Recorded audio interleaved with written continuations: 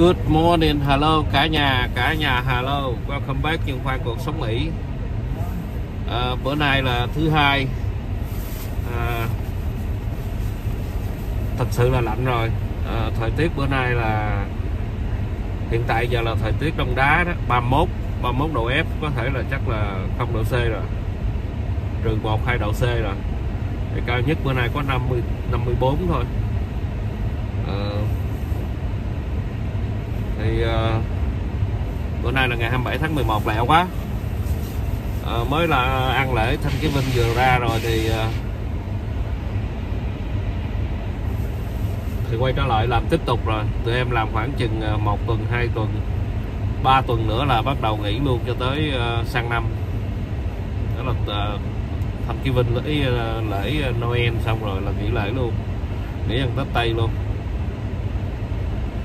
Ok, bắt đầu lên đường.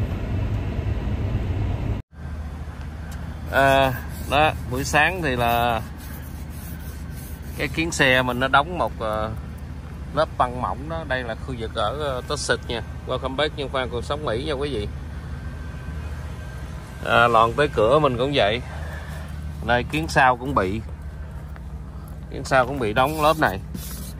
Thành thử giờ mình phải xả đá. Ok. Mùa đông thì dậy sớm khoảng chừng 5 hoặc 10 phút để chuẩn bị tuyết đá để lên đường. Ok, ở xứ lạnh thì nếu không đậu xe trong gara đó thì buổi sáng là phải có cảm giác này.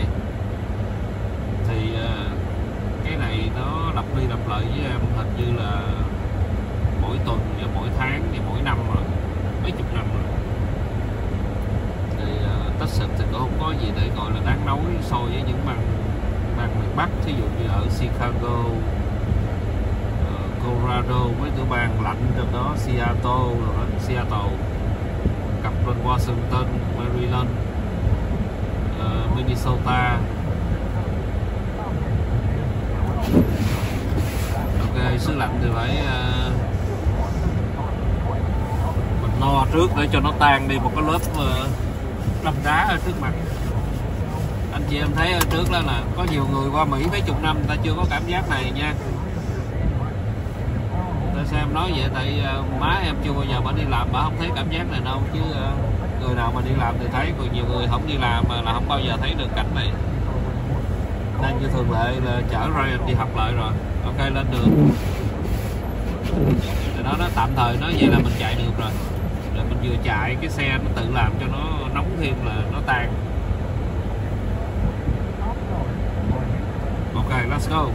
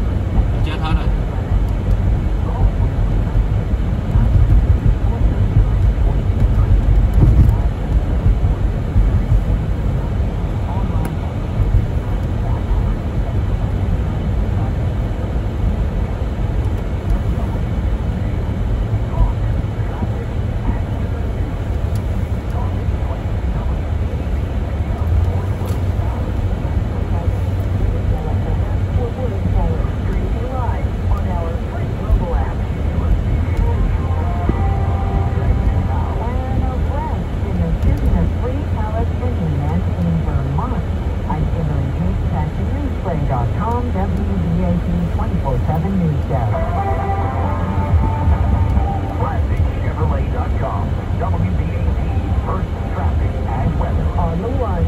I-35 east outbound of Butcher Road in Waxahachie to Red. Also got a problem on 75 northbound at Hall Street. 30 bị kẹt xe. Back to I-30. Brand new one I-45 at northbound 175. 45 về Houston. 45 nọt. 45 Bắc bị đóng nha quý vị. From spot 121 northbound at Lake Forest Drive has the left lane wide. 121 cũng bị kẹt luôn. 114 eastbound around Briarwick Parkway and Roanoke the crack pulling you back to I-35W. I-35 I-35 kẹt luôn. I-35 hình như là mỗi buổi sáng rồi. Nó ở gần downtown Dallas.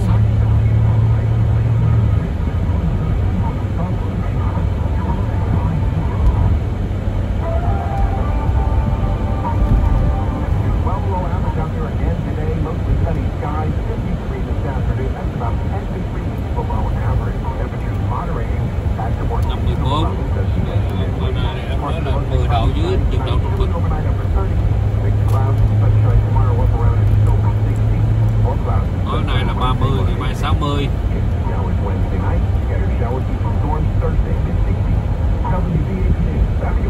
Giờ đến thứ năm là nhiệt độ có 60 là cao nhất. 31 độ ở khu vực Nam Mã. 31 độ F, cả lạnh lắm.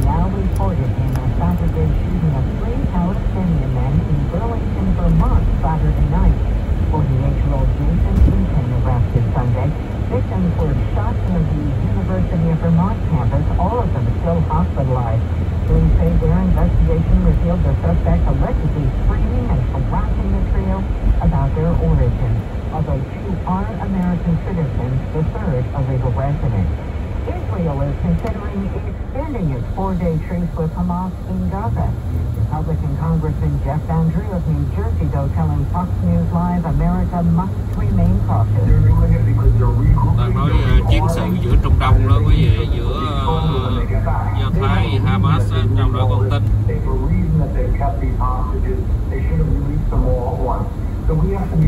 Trao đổi con tin lai rai vậy.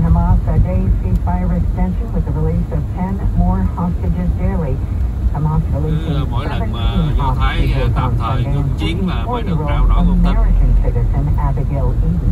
Across the metro, pro-Palestinian groups demonstrating against the war. It means something that the Palestinians can get humanitarian aid. Well, we are dissatisfied because all it wants is the Những người Palestine ở trong này cũng biểu tình chống lại cuộc chiến tranh.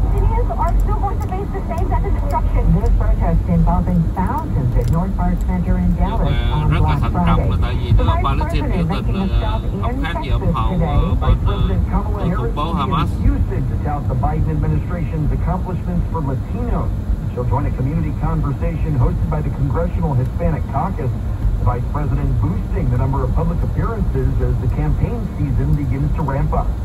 Clayton Neville, WBAP News. Your money, a happy holiday shopping season may not be a cheery time for lenders.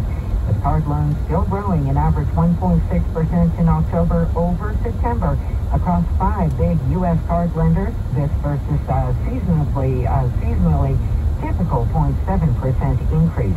I'm Kimberly James. Your next news update 7:30. Mùa này mùa lễ nhưng mà giá mà cho mượn tiền mua xe vẫn còn cao 7 chấm nha quý vị. WBAP and 99.5 FM HD.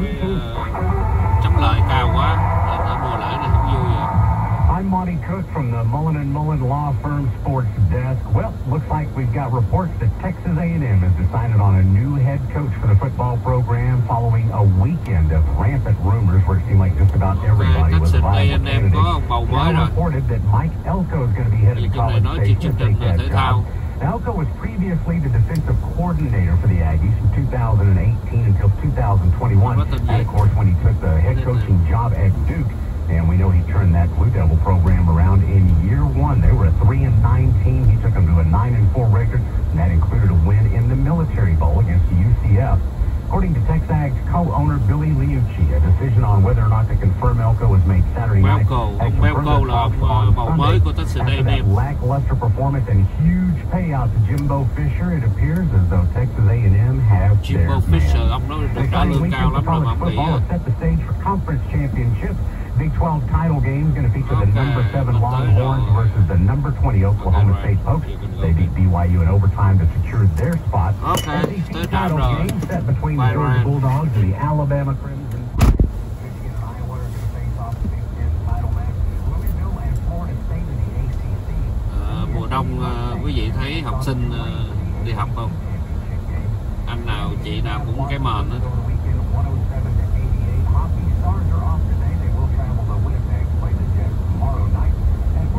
Cowboys won this past Thursday against the Washington Commanders. They'll play again this Thursday night when the 6-5 Seattle Seahawks come to AT&T Stadium for Thursday night football. 7:15 start for that one. Ok, đội Cowboys của em tuần này sẽ đụng Seattle nha, ngày thứ 5. Chơi liên tiếp 2 ngày là thứ 5 luôn đó. Cowboys sẽ đụng Seattle, Seattle cũng thường không có gì hay đâu.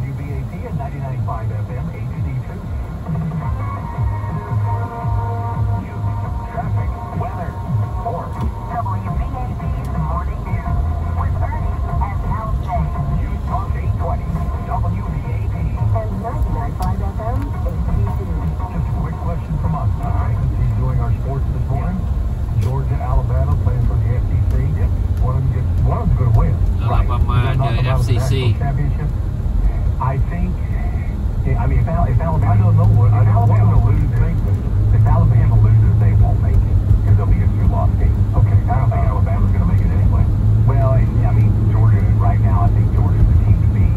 But Bama has found a way to win since they lost to Texas. Wow, I mean, they found a way to win every single week. Now, if Georgia loses, they probably still have an inside track, but I would say their chances are probably diminished as well. If Washington beats Oregon, which is also going to be a big ask, I'm not going to lie to you, that's going to be a tall order. But Washington is they're undefeated. Yeah, I think you're going to see the national championship game. I don't know how you ignore teams that are undefeated. I think Florida State wins out, which means they're definitely going to be in. People may not like that, but if they're undefeated, they're undefeated. I don't know how you tell. Sứ Ngôn Viên đang bàn cãi về chơi football của đại học football như quý vị. Georgia hiện tại giờ là number 1, Ohio State number 2, Michigan. You expect Michigan to win, they should be in. You expect Florida State to win, they should be in. So yeah, I think everything else will probably settle. Đội nào chưa có thua thì tranh giành được những cái giải lớn, chơi tranh vào cuối năm. I think Old Dominion's out. Old Dominion, no trouble on him, but yeah. Okay, Tennessee, Chattanooga. All right, Harvard's probably not going to make it. Very good. Okay. All right, thank you, Bonnie. Here is the question, and this came from the Dallas Morning News. They asked the question as well. High-speed rail, should Dallas to Fort Worth be Texas' first route? The North Central Texas Council of Governments, that would be NICTCOG. The regional body that advises on mobility has been quietly chugging along on a plan for a high-speed rail corridor between Dallas and Fort Worth since spring of 2020. This is separate from the Dallas to Houston high-speed rail line that was going to be built by a private company called Texas Central. The plan's still in the early stages, but the train would travel about 180 miles per hour, stop at underground stations in downtown Fort Worth and in Arlington Entertainment District, according to the selected route. In Dallas, the train would travel about 75 feet above the ground through West Dallas, with a station in the Cedars, just south of downtown. Around 90% of the route goes through publicly owned land. It's that other 10% that's going to be the tough part. And you're talking about a 23-minute drive. A 23-minute ride on a high-speed train. Okay, now 3:45 in the morning, it takes me 35 minutes. Nói về vấn đề mà tàu điện lẹ đó. Not too many people on the road then.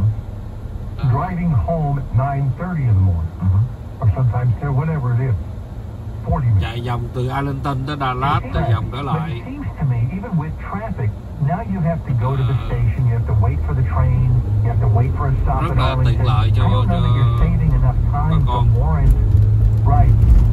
I mean, 20 billions of dollars, and it'll cost billions. Oh yeah, probably $1 billion a mile for a 23-minute ride.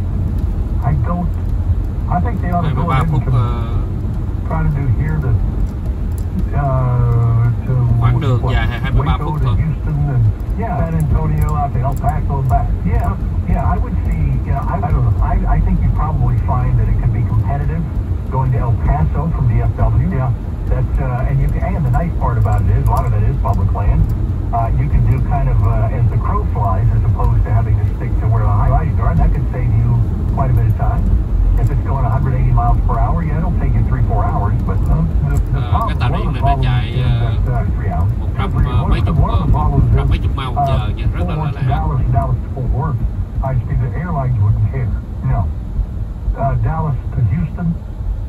are going to be all over to stop it. Yeah. If it's a government thing, the airlines have every right to jump in and be angry about that.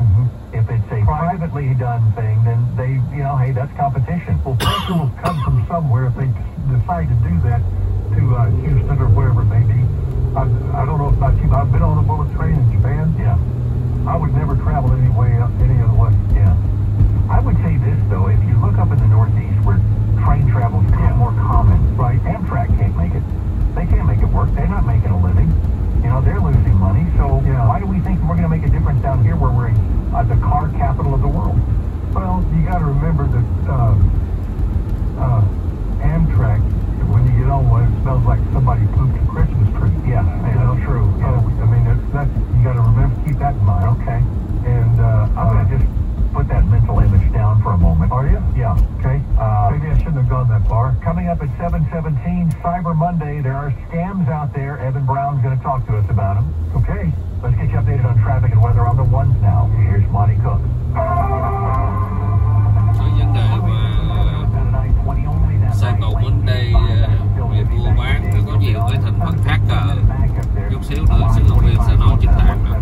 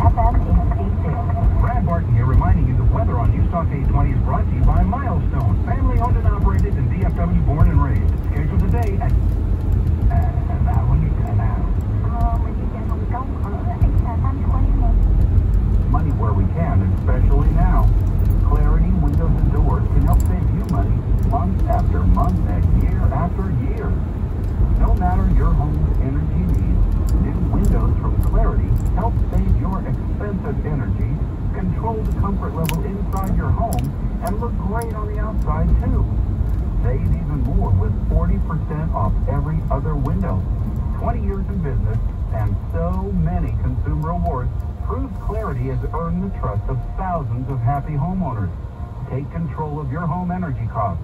Call Clarity today or click them online at ClarityWindows.com and show your home the love it deserves. Timeless beauty and savings is yours, plus 0% interest from Clarity Windows and Doors.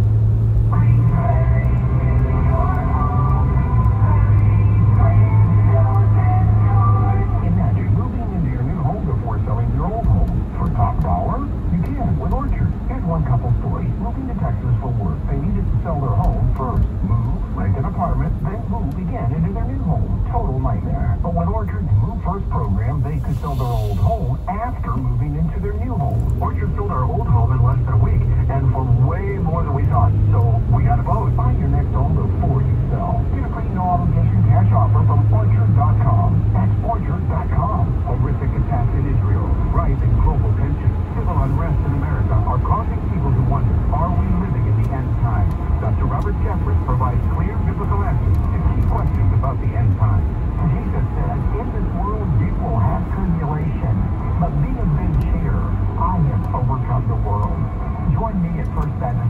for my brand new sermon series, Are We Living in the End Times?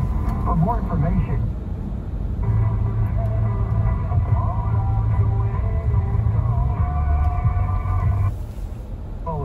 my family's been fighting for injured North Texans and supporting local charities for over 40 years. We take pride in supporting our community, and this year we invite you to help us support the Scottish Rite for Children's Hospital. From now until Christmas, come by our office and drop off an unwrapped toy, and my family will match the entire amount donated. Let's put a smile on kids' faces this holiday season. Toys should be dropped off at our Dallas location. For more information, visit mullenandmullen.com. Hi, I'm Brad Barton with some big news from Red Mountain Weight Loss. They now have their own full-strength semaglutide for half the price of Ozempic. It's called Revolex. And unlike Ozempic, nhiệt độ ngoài vẫn lạnh nha. Mặt trời sắp sửa lên rồi. Revolex is a tablet, not a shot, so you can skip the weekly doctor visits. Lose up to 15 pounds a month with no shots, no side effects, just results, and at half the price. Go to redmountainweightloss.com. That's redmountainweightloss.com. Will your retirement dreams survive the next market crash? Do you have a plan for a potential 30, 40, or even 50% fall? Imagine the sacrifices you may have to make. Would you be forced to retire? Hi, I'm Ken Moray, founder and CEO of Retirement Planners of America, here to invite you to one of our free retirement planning seminars. We'll explain our investment protect strategy and how it is designed to protect you from the next bear market. We want your money to last and grow every year. We'll also discuss Social Security, Medicare, retirement cash flow, and more. Don't miss out on this free opportunity to expand your retirement knowledge. Sign up for a seminar today. Call now. 469-331-2426. That's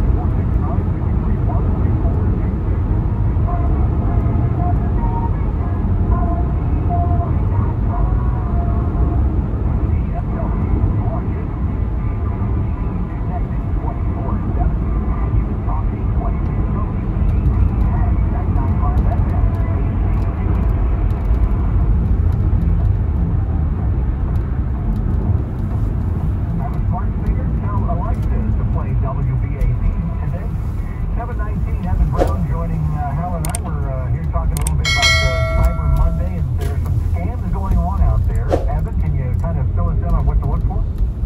Yes, sir. Good morning. So these are kind of the same scams that happen practically all the time, but because there's more people shopping, they seem to get more people. They get more victims. So what we want people to be careful to look for is... Ok, người ta nói Cyber Monday, cẩn thận mua đó quý vị. Cẩn thận mấy cái website tới giờ nó giả tạo nhiều lắm, gọi là cái hacker đó. Ok, em tới chỗ rồi, tổng chào.